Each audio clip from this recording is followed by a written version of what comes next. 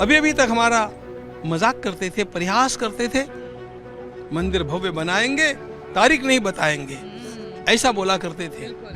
आज विधाता ने भगवान श्री राम की कृपा से वो दिन लाया कि मंदिर का कार्य पूर्ण होने के बाद भूमि पूजन, मंदिर निर्माण, प्राण प्रतिष्ठा, फिर राम परिवार की प्राण प्रतिष्ठा और उसके पश्चात ध्वजारोहण। इस क्रम से आज यह जो संकल्प सिद्धि तक पहुंचा है, उसका ये रोमांचक क्षण हम लोगों ने अनुभव किया। हम लोग वास्तव में धन्य हैं। बहुत महत्वपूर्ण आपने बात कही कि एक संकल्प लिया गया था जिसको सिद्धि तक पहुंचाया गया है, उसको पूरी तरह से पूर्ण किया गया है, परिपूर्ण किया गया है। वो पल, वो क्षण क्या था महाराज जी, जब आप देख रहे थे कि उस शिखर पर ध्वजा को ऊपर ले जाया जा रहा है, धीरे धीरे वो ऊपर जा रहा है, उस क्षण को अपने शब्दों में अगर आप बताएं। मन इतना भावुक हो गया था। माननीय प्रधानमंत्री जी को ठीक से देखा होगा तो उनके हाथों में कंपन आ गया था, वे स्वयं गदगद हो गए थे, उनके नेत्र नम हो गए थे, क्योंकि उन्होंने स्वयं इस मंदिर के लिए और इस देश के लिए अपने जीवन की बाजी लगा करके जो त्याग किया है, जो परिश्रम किया है, वो किसी तप से कम नहीं है। और जब किसी के तप का फल मिलने का समय आता है ना, तो अपने आप वो भावुक हो जाता है। वो क्षण हमने भी अनुभव किया। हमारे रूट्स को हम लोग भूल गए, हम राम को काल्पनिक कहने लगे, हम सारे इतिहास को नकारने लगे, हम भारत के अतीत गौरव को भुला करके और जो कुछ अच्छा हम लोगों के पास आया है वो अंग्रेजों ने दिया है, इस प्रकार के नैरेटिव में पल रहे थे। अब वो क्षण आ गया है आत्मविश्वास का कि हम लोगों को यह प्रमाणित करके दिखाना है कि ये हमारी ये पीढ़ी मैकॉले की उस गुलामी की मनोवृत्ति से पूरी तरह बाहर निकल चुकी है।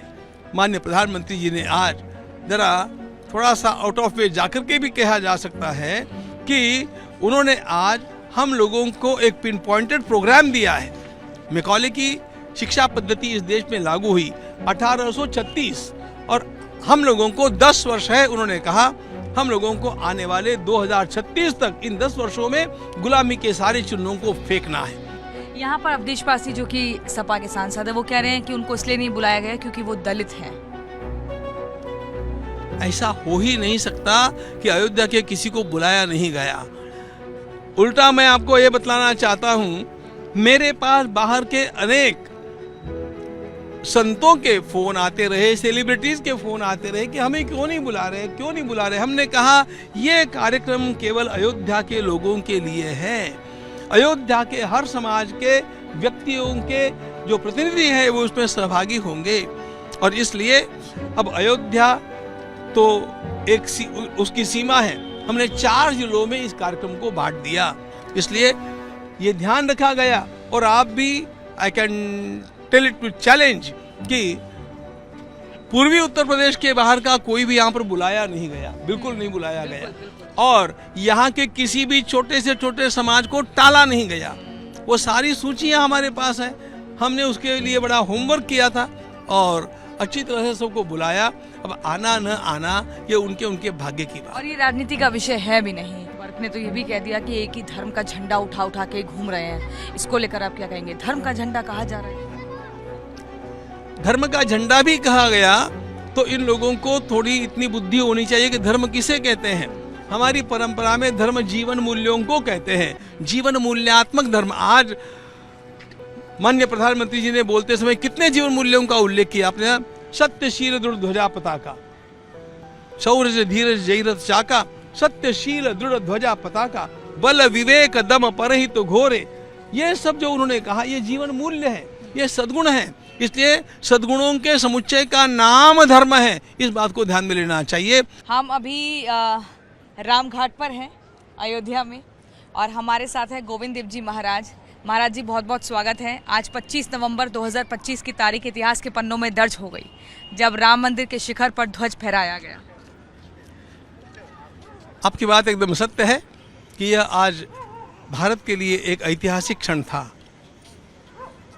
5 शतकों की प्रतीक्षा के पश्चात और अखंड बलिदानों की परंपरा के बाद में ये शुभ घड़ी हम लोगों ने देखी है।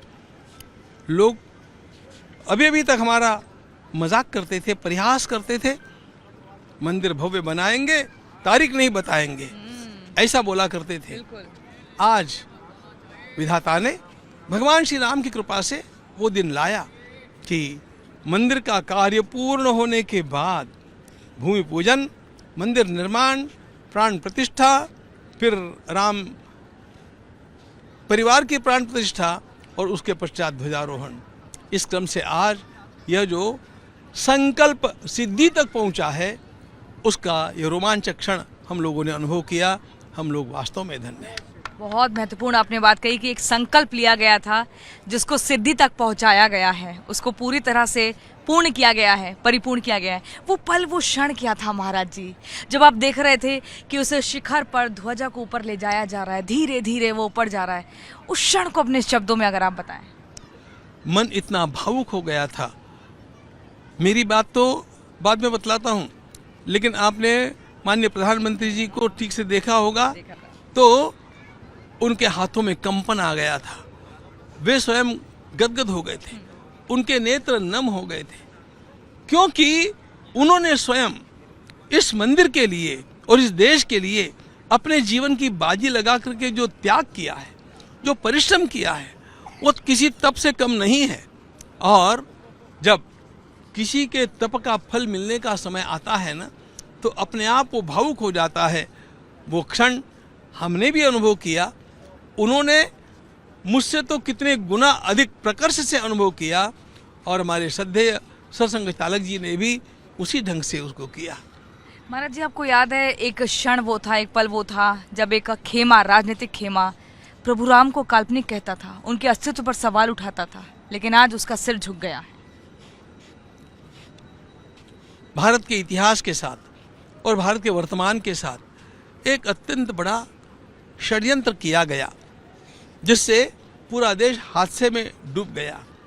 आज माननीय प्रधानमंत्री जी ने उसकी ओर संकेत किया। हम लोगों की मानसिकता गुलामी की मानसिकता बना दी गई। हम लोगों को गुलामी में ही आनंद आने लग गया। हमारे रूट्स को हम लोग भूल गए। हम राम को काल्पनिक कहने लगे, हम सारे इतिहास को नकारने लगे, हम भारत के अतीत गौरव को भुला करके और जो कुछ अच्छा हम लोगों के पास आया है वो अंग्रेजों ने दिया है, इस प्रकार के नैरेटिव में पल रहे थे। अब वो क्षण आ गया है आत्मविश्वास का कि हम लोगों को यह प्रमाणित करके दिखाना है कि ये हमारी ये पीढ़ी मैकॉले की उस गुलामी की मनोवृत्ति से पूरी तरह बाहर निकल चुकी है। माननीय प्रधानमंत्री जी ने आज जरा थोड़ा सा आउट ऑफ वे जाकर के भी कहा जा सकता है कि उन्होंने आज हम लोगों को एक पिन पॉइंटेड प्रोग्राम दिया है। मैकॉले की शिक्षा पद्धति इस देश में लागू हुई 1836 और हम लोगों को 10 वर्ष है। उन्होंने कहा हम लोगों को आने वाले 2036 तक इन 10 वर्षों में गुलामी के सारे चिन्हों को फेंकना है और हम लोगों को दिखाना है कि भारत एक स्वतंत्र राष्ट्र है, स्वतंत्र प्रज्ञ राष्ट्र है। इसका गौरवशाली इतिहास है। ज्ञान विज्ञान के शिखर पर हम लोग थे, हम लोग पुरुषार्थी थे। प्रेम और पुरुषार्थ को लेकर के संसार को सुखी बनाने के लिए हम लोग आत्मविश्वास के साथ खड़े हो जाए, इसका यह अत्यंत बड़ा प्रतीकात्मक क्षण था। जी, यहाँ पर अवधेश पासी जो कि सपा के सांसद है, वो कह रहे हैं कि उनको इसलिए नहीं बुलाया गया क्योंकि वो दलित हैं। ऐसा हो ही नहीं सकता कि अयोध्या के किसी को बुलाया नहीं गया। उल्टा मैं आपको ये बतलाना चाहता हूँ, मेरे पास बाहर के अनेक संतों के फ़ोन आते रहे, सेलिब्रिटीज़ के फ़ोन आते रहे कि हमें क्यों नहीं बुला रहे, क्यों नहीं बुला रहे। हमने कहा ये कार्यक्रम केवल अयोध्या के लोगों के लिए है।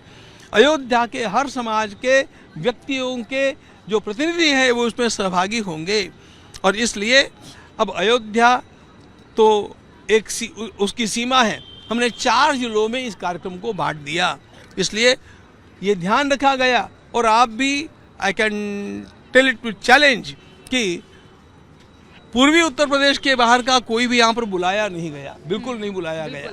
और यहाँ के किसी भी छोटे से छोटे समाज को टाला नहीं गया। वो सारी सूचियाँ हमारे पास हैं, हमने उसके लिए बड़ा होमवर्क किया था और अच्छी तरह से सबको बुलाया। अब आना न आना ये उनके भाग्य की बात। और ये राजनीति का विषय है भी नहीं। महाराज जी, मैं हमारे देश में एक बुराई ये आ गई कि हम हर बात में राजनीति लाने लगे। जी। धर्म के क्षेत्र में राजनीति नहीं लानी चाहिए, राष्ट्र की रक्षा के क्षेत्र में राजनीति नहीं लानी चाहिए। हम लोगों को कुछ बातों में, चाहे वो शासकीय हो, चाहे सरकार के पक्ष का हो, चाहे विपक्ष का हो, लेकिन मजबूतता के साथ खड़ा होकर के और अपना एकत्व दिखाने की हिम्मत होनी चाहिए, संस्कार होना चाहिए। इजराइल में क्या होता है, इजराइल में शासन अलग है और अपोजिशन पार्टी अलग है, लेकिन जब युद्ध का प्रसंग आता है तो दोनों मिलकर के और एक अलग मंत्रिमंडल बनाते हैं। तो ये भाव हमारे भीतर क्यों नहीं है? हाँ, ये भाव हमारे में आना चाहिए, इसकी आवश्यकता है। काहे को धर्म में, लोगों की सेवा में ये राजनीति नहीं लाना चाहिए। सर्वदा राजनीति ला करके वातावरण दूषित हो जाता है। बिल्कुल। अजय राय जो विपक्ष के नेता हैं वो ये कह रहे हैं कि भाई राम की भक्ति तो हम सब करते हैं, लेकिन राम के नाम पर इतनी ब्रांडिंग क्यों की जा रही है? क्योंकि लोग राम के संदेश को भूल गए थे। भक्ति करना का मतलब क्या होता है? भक्ति करने का अर्थ मंदिर में जाकर के पूजा करना और परिक्रमा करना या नाम जप करना, ये तो भक्ति है ही, लेकिन राम का संदेश जीवन में उतरना चाहिए। राम का संदेश लोग भूल गए। राम का संदेश है कि भेदभाव को दूर करो, विषमता को दूर करो, लोगों को गले लगाओ। भगवान श्री राम ने निषाद राजगुह को गले लगाया। भगवान श्री राम ने शबरी के यहाँ पर जाकर के और बेरों का आस्वाद लिया, और केवल वहाँ पर नहीं लिया, यहाँ पर अयोध्या में आने के पश्चात भी शबरी मैया को भूले नहीं। शबरी के बेर बखानी अयोध्या में आने के बाद भी इतना उन्होंने इन सब लोगों के साथ आत्मीयता का भाव जगाया। ये राम का संदेश लोग भूल गए और हम लोग एक दूसरे को बांटने में व्यस्त हो गए।